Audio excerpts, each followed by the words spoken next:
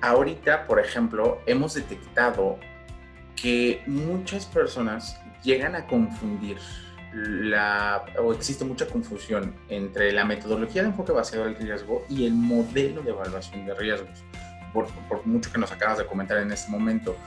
¿Cómo podríamos decirle a estas personas que están confundiendo el modelo y la metodología?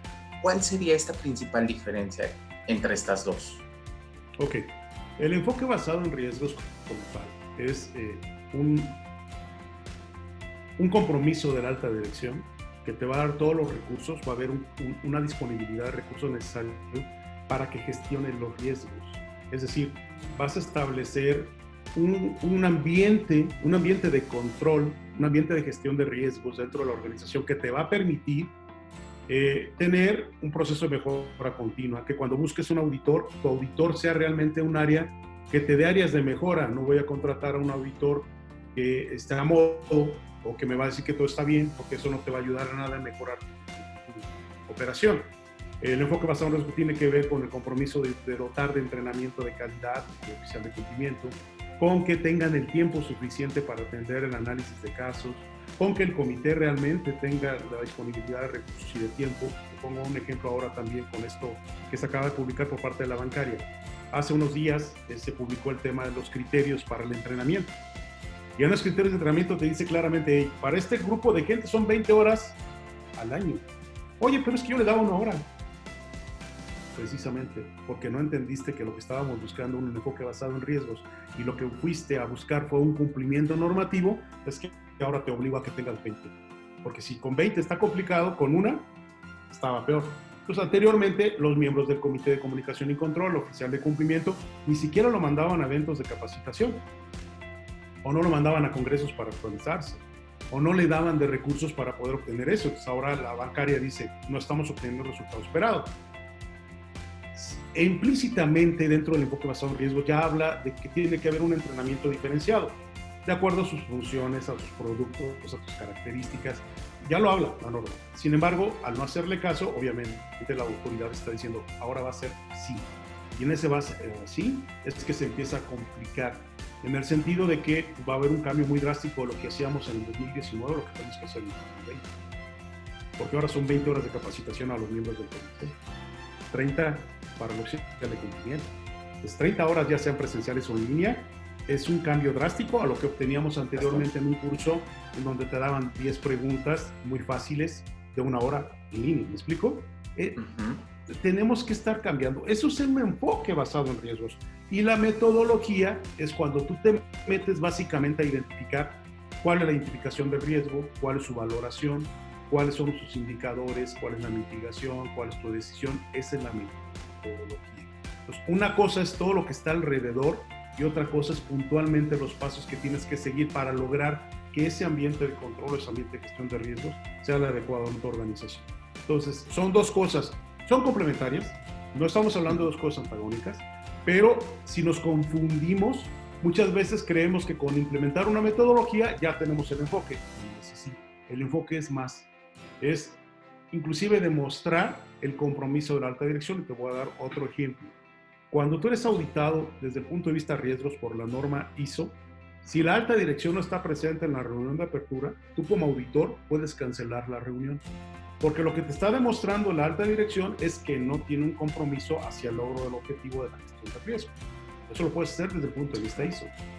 En cambio, tú vas como un auditor en materia de prevención de blanqueo de capitales y probablemente, si te va bien, tienes una entrevista de 1 hora con el director general. Si te va bien. Wow. Si no, ni siquiera lo ves. ¿Me explico? Entonces, esas situaciones de diferencia es tan simple como que una cosa es el enfoque y otra cosa es la metodología. Y en ese ejemplo creo que es muy claro entender la diferencia entre los dos conceptos. Muy claro. Y, por ejemplo, retomando justamente lo que nos estábamos hablando tanto de la capacitación como en la pregunta anterior de los perfiles antagónicos.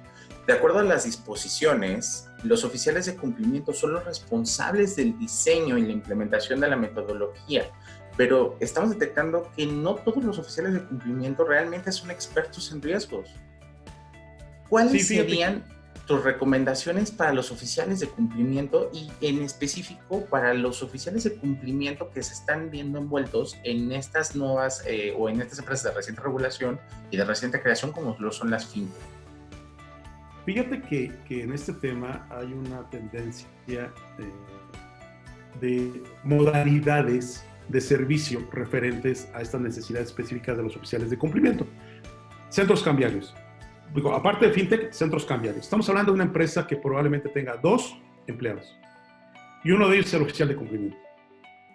¿Con qué recursos vas a hacer monitoreo, alertamiento, estudio de casos? No tienes comité. Vamos, o sea, con lo limitado que tienes de recursos, ¿cómo lograr un cumplimiento razonable en función de los riesgos que tiene el centro cambiario? Ponemos el caso de la fintech. Probablemente sean 600. Uno de ellos, todos programadores, todos gentes muy hábiles en tecnología, pero tenemos probablemente, si bien nos va dentro de la organización, el oficial de cumplimiento que tenga experiencia en otros sectores. ¿Cómo hacer que pueda llevar a esta estadía de cumplimiento a todos cuando los recursos disponibles por esa propia organización son tan limitados? Hay muchos caminos. Lo primero es entender cuáles son tus deficiencias. Y esto es un análisis del estudio del riesgo. A ver, ¿qué me pasa si no tengo una metodología y qué me pasa si no tengo un enfoque? Si no tengo una metodología, me van a sancionar. Evidentemente, tienes una matriz, pero si no tengo el enfoque, voy a perder recursos porque no voy a ser eficaz. El enfoque lo que te garantiza es que la matriz está validada y calibrada para ti, que no tengas obligaciones que no te competen, que realmente hagas un análisis de dónde están tus riesgos para que te puedas focalizar. Entonces, es poner un ejemplo. Pensemos en una empresa fintech. Una empresa fintech que, por no tener un oficial de cumplimiento especializado en fintech, te empieza a exigir requisitos normativos que no te apliquen. Por ejemplo, visita domiciliaria. Oye, pero es que la ley no habla, pero él viene de otro sector, él viene con otras características, puede cometer algunas deficiencias de enfoque y empezarte a pedir cosas que no te son aplicables por las características propias de tu negocio. Entonces, lo más recomendable es tercerización, servicios externos. La norma te lo permite, la norma te permite tener tercerización, expertos, asesoría, entrenamiento, pero sobre todo, primero y antes que nada, hacer un análisis interno de quién eres. Y la herramienta más adecuada para hacerlo es la matriz de riesgo de la entidad, porque ahí tú vas a saber a qué riesgo estás expuesto. Y entonces tú vas a saber qué necesitas realmente. ¿Necesitas un experto en qué? ¿Tecnología? ¿Necesitas un experto en seguridad? ¿Necesitas un experto en bases de datos? ¿Necesitas un experto en búsqueda en listas? ¿Necesitas un experto en monitoreo? Porque si el de tecnología se pone a programar sin entender el enfoque basado en riesgos, lo que va a pasar es que va a tener elementos no articulados o no validados, que va a consumir muchos recursos que no son necesarios. Voy a poner otro ejemplo. Listas. Es que tienes que hacer un barrido de listas de forma permanente, pero hay muchas formas de hacer ese barrido de listas. Yo puedo barrer los que entran y los que salen a listas contra mi matriz cada que haya un cambio, pero solamente busco el que entró a la lista. O puedo agarrar a todos los de mi base de datos contra todos los que están en listas y hacer un match. ¿Estamos de acuerdo? Uh-huh. El resultado va a ser el mismo, pero el uso de recursos es brutalmente diferente. En uno probablemente necesites una rutina que va a trabajar toda la noche buscando a tus clientes contra las listas para ver si hubo alguna modificación. Y hay otro en donde solamente los que entran son los que son barridos contra tu lista, porque son los que entraron. Uh-huh. ¿Me explico? Son los que se modificaron. Sí, sí, y hay un tercero, en donde tú le dices a un proveedor externo, oye, esta es mi lista, esta es mi consulta, guárdamela tú monitoreala, y cuando haya un match, avísame de que tengo un cliente con un match, para que yo haga lo conducente. Entonces tienes 3 opciones. De hecho, las opciones que tú tienes para tomar decisiones en riesgos. Aceptas el riesgo, lo trasladas o lo mitigas. En función de eso el riesgo es utilizar recursos innecesarios, recursos excedidos para hacer una función, porque no entendí a qué se refiere el barrido de listas. ¿Me explico? es un detalle tan simple como eso que puede repercutir en una cantidad enorme de dinero para la organización.